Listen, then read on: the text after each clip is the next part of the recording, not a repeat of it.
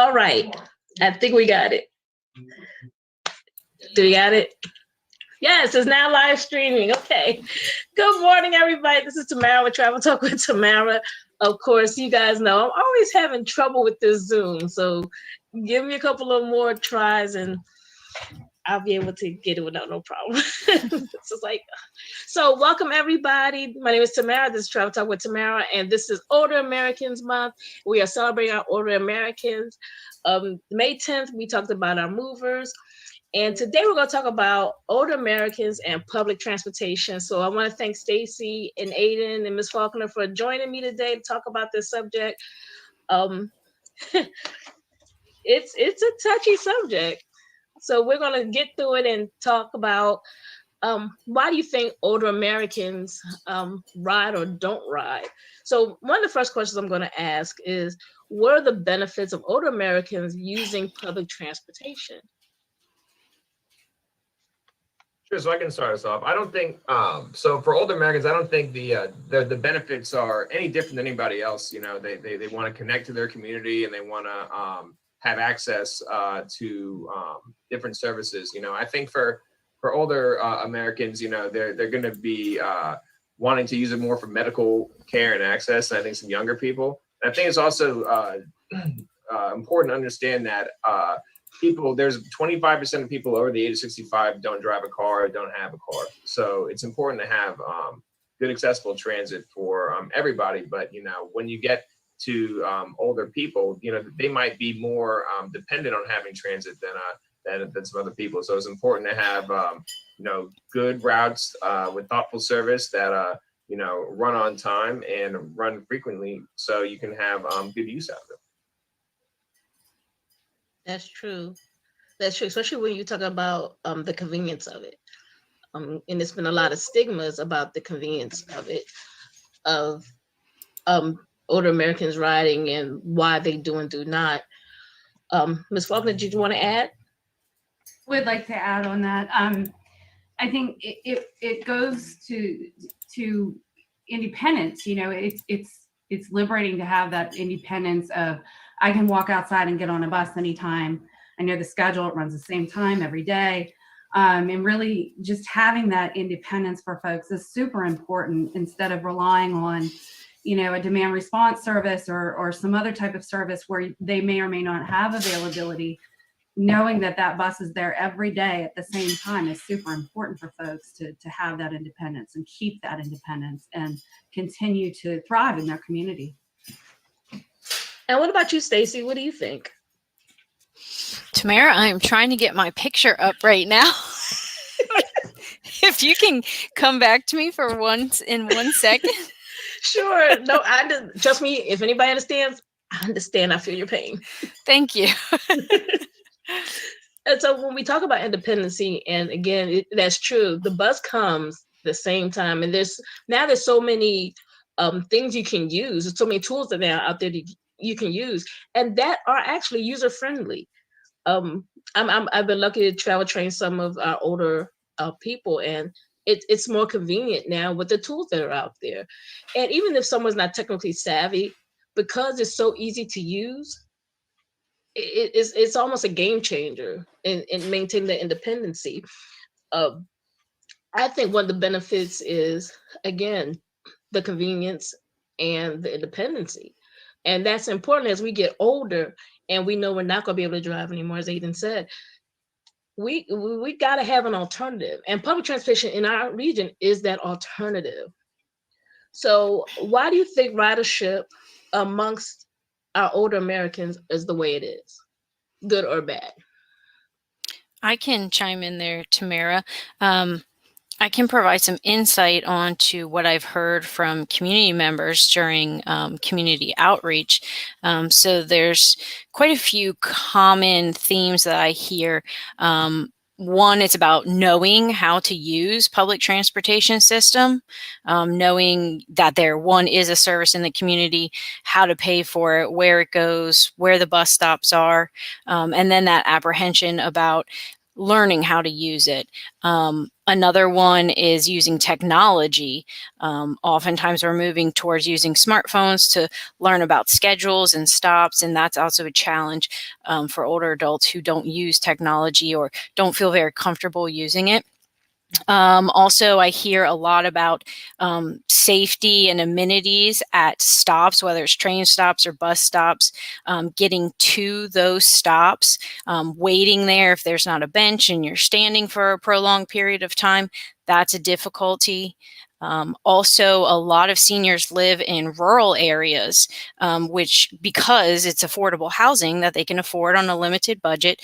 And as you know, public transportation oftentimes does not serve those rural communities. Another one, especially with the VRE or Amtrak, the cost is prohibited. I've heard a lot of people would love to be able to go to DC for the day and walk around, but they can't afford it. And on the weekends, the service at this point doesn't run up there. So those are some of the things that I'm hearing. Yeah, and jumping on what Stacy said, I mean, I think anytime you have low ridership on any route for anybody, whether they're older or younger, it's because the buses don't run frequently enough and they don't go to where you want to go. So quite simply, if you're able to improve headways and improve frequency on routes and make sure that they go directly to places where people live and where people want to go, that will increase ridership. I also think it is important, and as planners, that when we get these new developments in our area, our transportation planners need to be included. Not would like to be; they need to be included. As we know, we have a bus shelter that we had a hard time finding who owned it, so it can be serviced, and it should never be that difficult. Because you have an area that's now becoming congested with these town centers and these living places, but yet there's no transportation to them. And it's not the fault of the transit company. It's just a lot of times the transit company is not included in those planning processes. Now, my thing is, wonder if they were included. It would be so much easier to change a route because you were included, because now you know this is this demographic and they want to go to actually these areas. And it would not only increase the ridership, but it increases the commerce in the area. And I think that's one thing that's always left out, is that transportation increases livability and it increases the commerce. But if we were in those beginning planning stages, you would see just a tremendous rise in the ridership amongst, not just amongst our seniors, but amongst everybody. And I think sometimes it's a slight disconnect in that. And that's just my opinion, which are mine, not those of Healthy Generations or Fred Transit, which I do not work for Fred Transit. And I always got to put that small disclaimer in there. I just want to follow up and say, you know, everything that Stacy has said is what we experience here at Mobility Options here at Healthy Generations. You know, we take in anywhere from 5 to 10 transportation assessments a week for people that have either just moved to this area, can no longer drive, or whatever the case may be. And the first thing we always want to do is try to get folks to utilize public transit. But a lot of times we hit barriers like there is no supporting infrastructure, there is no sidewalk, there is no ramp, there is no, whatever the case may be, they can't walk that far, there's no place to sit, or whatever that, you know, whatever is hindering them from utilizing public transit. And there are some misconceptions out there about it's not convenient or it doesn't take me where I want to go. And that's kind of that speaks to what Stacy said about not knowing how to use the system. And that's why travel training is so important for our region. It is. And I know when I go out and I talk to people about it, they're like, oh, all I gotta do is get on the bus. I was like, there's so much more to it than now just getting on the bus and going. You have to really know how to navigate the system, and navigating the system will actually get people further, and they can move away from mobility options. Mm-hmm. Which we love our jobs, but we rather people take public transportation because it's cost effective to take public transportation over taking a mobility option. And that gets back to us as transit providers. So what our goals here at Fred is we need to eliminate as many barriers to entry as possible, just like what the three of you were talking about. So, whether it's improved signage and improved maps where you can easily wayfind, and we need to create those in a way that people at different levels of comprehension, of map comprehension, can understand where we're going, where in basic areas where the bus is going to be. Also, make sure we have easy to read and understand timetables, where you can take a look at it and just get a snapshot of when the bus comes and where it's going to go. So there's a lot of tools that we can do and that we're working on here at Fred to just educate people on how to use the bus and where they go. And I think if we just look at some of these simple problems, or we look at some of these complex problems with simple solutions, like figure out how we get people to understand where the system is, where it goes, and make sure the system's reliable and it's predictable. We can start getting some of these simple solutions, these complex problems. I think people are going to feel more comfortable riding the bus, and they'll have more use out of it. And I think when you get more people that are riding the bus, you see buses that are full, you get people that are talking to their friends or their family members in the community. The word of mouth will start spreading that, hey, this is a convenient service. It got me to point A to point B. I didn't have to worry about anything. It was easy to find. And hey, I went through some of these difficulties of learning how to pay fare, but I can show you how to do it. So, you'll be able to have an informal travel training there. Just, hey, come ride with me. So, once we do our jobs correctly, in theory, all the other things will start falling into place, and we'll be, creating that skeletal framework for good transit in the area. And that's why I stress about the importance of public input. We can come to the table and talk about a million and one things, but if we don't really know what the public needs and they don't tell us what they need, we're really kind of going blind. And because of that, we're going by what we know and not what the people need. It's not a bad thing, but the more public input we have, the more it makes kind of our jobs easier on how to fix things. I can attest, I have schedules here. And when I first came into this position, I did have a hard time reading the schedule. But once we got route shout, I was like, oh yeah, this is easy, blah, blah, blah. But I'm also tech savvy. So we talk about an older American who's not tech savvy. Even though it's very simple, it's very simple to use. And for me, it was a godsend. And now with the Google Trip Planner, it's even easier because now it even tells you how much it's going to cost, how long you got to walk. And it also, as I'm learning now from this morning, that you can also see if you can request a deviation, because it tells you how far the nearest bus stop is to where you're going and where you come on, which is great. But again, getting the information out there to everybody and saying, hey, look, if you use this program, you can know if you need a deviation or not. Because I actually use Google Trip Planner to see if I need to call for deviation or if I need to inquire about deviation, which again, little added things that we need to get people on the bus, because it's such a big stigma about people riding the bus. And again, I reiterate, this is not a social service. This is a public service.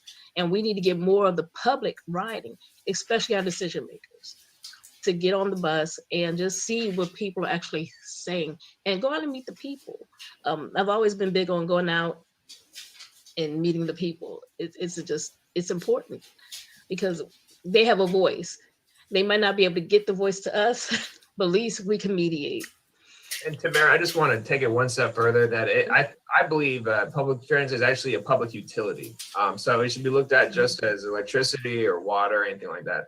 And, it gives benefit to the whole society. I mean, you're able to move around, the roads get less congested. You're able to have people of, different accessibility levels or income. They're able to access the system, and a great transit system will be able to move people just as efficiently as a personal vehicle would, Uber and things like that. And it's hard in Fredericksburg because we are not, the geography here is challenging. It's not the only real good place for transit is, downtown Fredericksburg and the grid, where it's a grid pattern, it's easy to get around.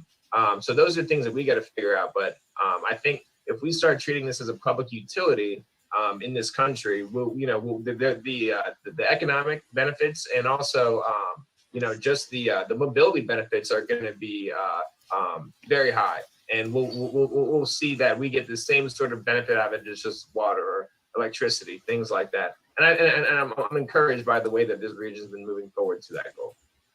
And really solving the problems we're talking about for seniors, the access that they encounter, it's really problems that aren't unique to seniors alone. People who are traveling with kids, people with cognitive and physical disabilities, low-income individuals, they share these common challenges with accessing public transportation. So investing in solutions that help seniors use public transportation really is going to benefit a wider range of community members as well.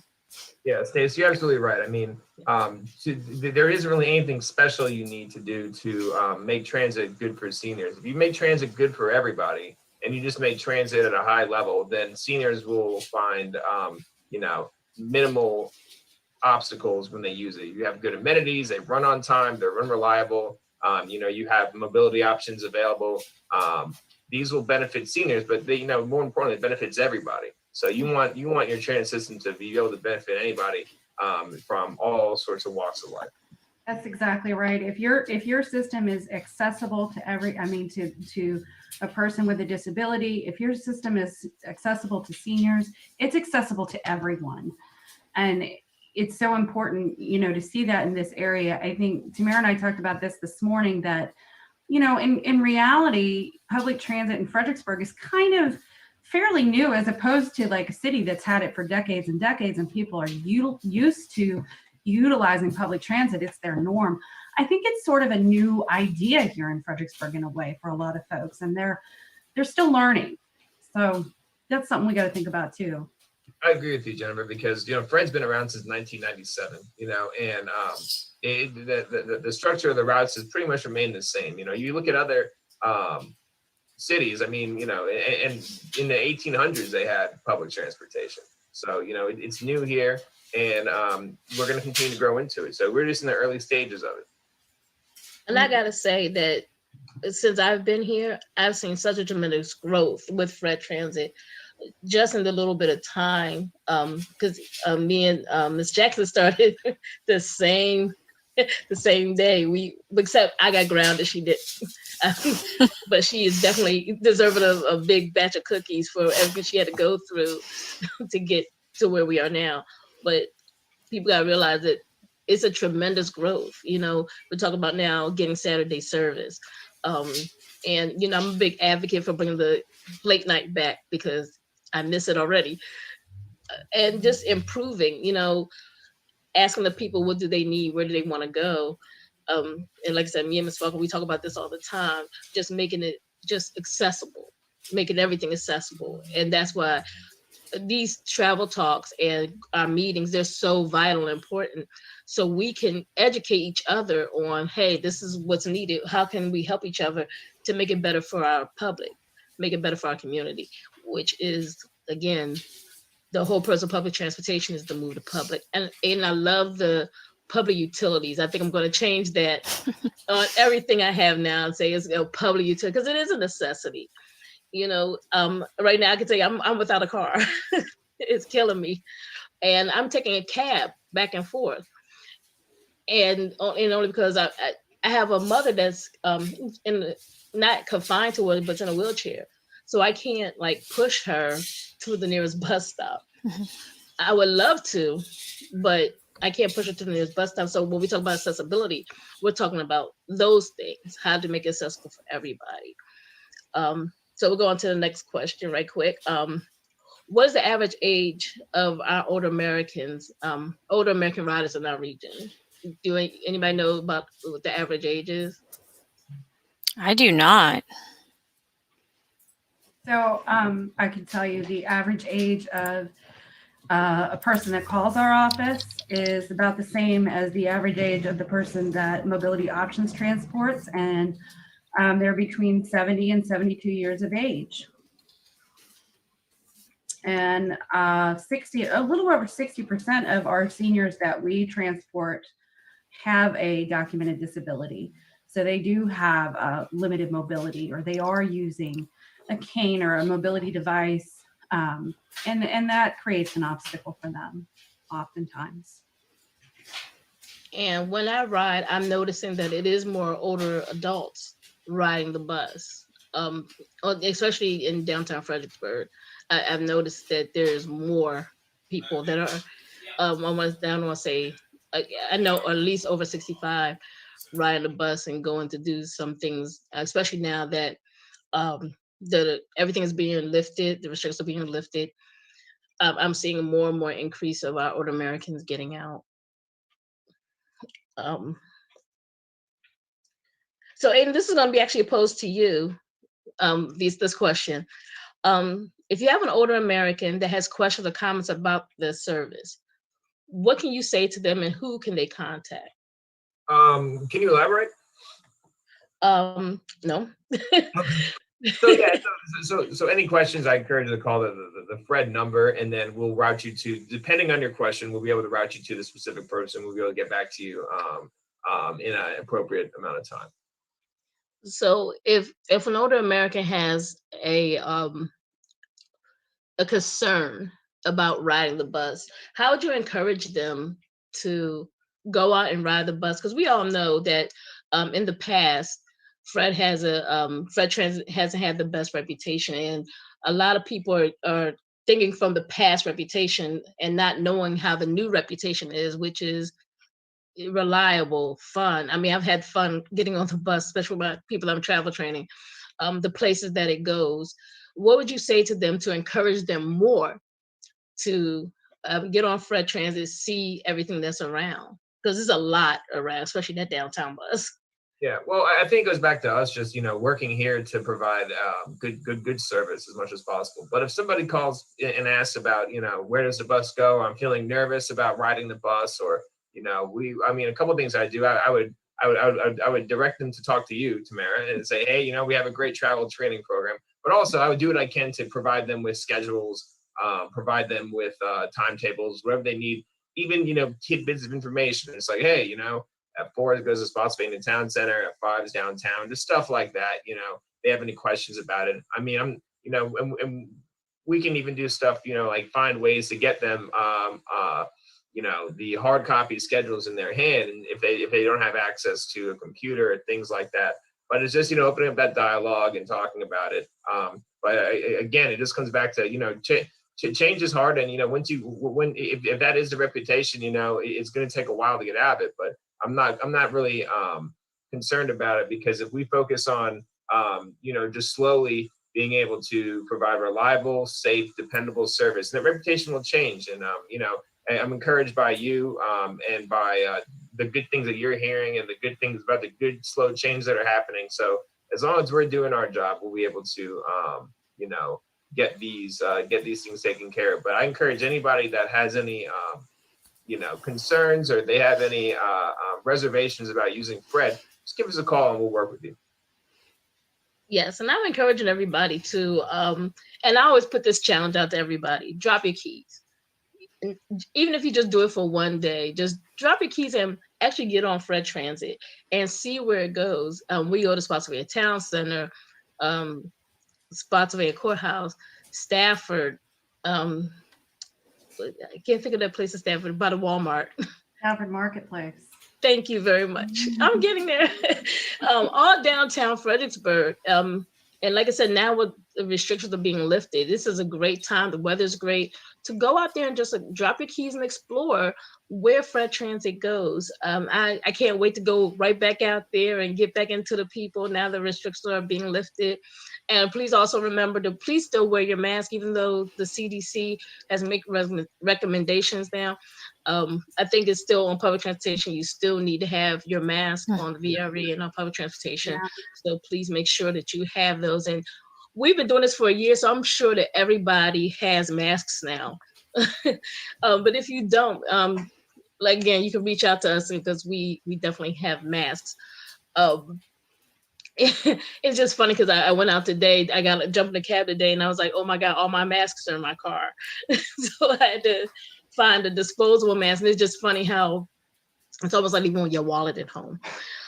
but I just think is more conversation to be needed, not just for senior, for an older Americans Month, but just an ongoing conversation about public transportation in our area. I'm very big on public transportation and what it does for our region. We just need to have more conversations, and I can't wait to get back into the public and talk to everybody about taking it, getting on the bus, be a ride buddy. Me and Ms. Faulkner talked about this morning. Be a ride buddy. You know, for people that are apprehensive or just be out there. We're going to be more visible, more vocal. As anybody knows me, I'm very vocal when it comes to public transportation. And if you do need travel training, you know, you can call Fred Trans, you can call us here. Ms. Faulkner always puts things in the comments, so you can reach out to either one of us so we can get you out there and get you riding, and don't have the apprehension. Everything that you thought about Fred Transit has totally changed. It's a great service, and we want everybody to get out and ride. So I want to thank. Isn't it free this week? Yes. This week. Yeah. So right now we're in, and thank you, Jennifer. I was going to discuss this. I'm glad that you brought it up. So right now, due to the gas crisis, we are running free service. Oh, did I know that? I didn't know that. Okay, so Fred Transit running free service. So now you have no excuse to drop your keys because the gas shortage. So get on the bus, find out where it goes. Download Route Shout 2.0. If you do not know how to download it or know how to use the features, we have some great tutorials. I'm saying great because I did them on Rappahannock. On our page, if you go down to our videos, you'll see how they utilize Route Shout, and it's also just a great utilizing tool, like where the buses come, your bus route, where does it go. These are tools that, again, Fred Transit have been awesome about putting out there. I love Route Shout. I'm gonna tell you, it's on my phone. I put it on people's phone that don't even live here because this is our tool now. This right here is our tool. So utilize it. Besides, I would say Facebook because we're on Facebook, but it's a great tool. And you can also do Google Trips. And it's a tutorial coming about that because I haven't done that one yet. But I do thank everybody for coming on, Aiden and Stacey, especially at the last minute. I'm still working on my Zoom metrics. But again, we're going to be having more conversations like this about public transportation in the region. If you have any questions or comments, again, please feel free to like, share, and comment. Call us up. We're always here to hear your voice and to help you with your public transportation needs. Again, thank you guys for everything that you are doing for our community. And we hope you guys have a great day. Go out and ride public transit. You may see us on there. Bye, everybody. Bye. Thanks, everybody. Thanks again.